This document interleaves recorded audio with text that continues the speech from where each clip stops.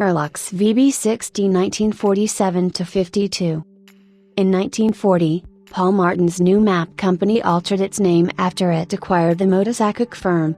The man responsible for this legal reorganization, the company's controller, Robert Robin, used this opportunity to betray and sideline Martin, reducing the founder's status and power little by little, eventually setting himself up as director of the company.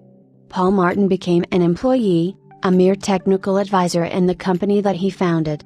Martin accepted his situation, and in 1950, he moved to the Monaghan firm.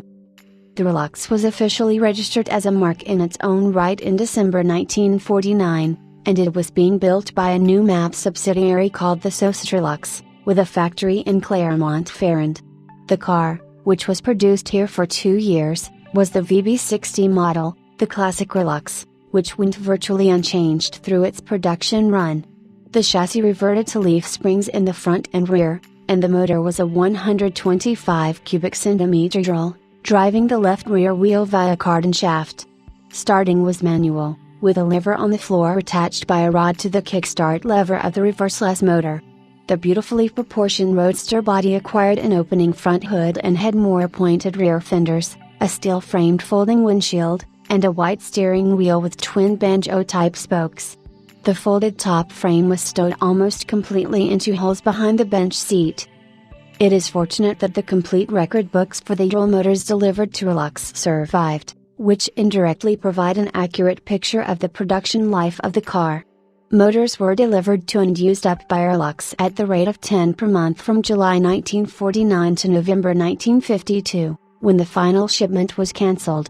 There was a hiatus until September 1953, during which only one car was produced, a prototype for the resumption of manufacturing of a somewhat more upscale model, which still exists.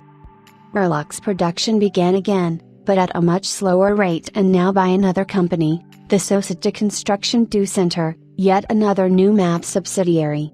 About 50 cars were fitted with dual 175 cubic centimeter motors, and they were called the VB61 models. The last two were delivered in September 1954. Around 60 cars survive worldwide, and this car is one of 5 VB60 Roluxes exported to a Quebec, Canada toy pedal car dealer in 1950.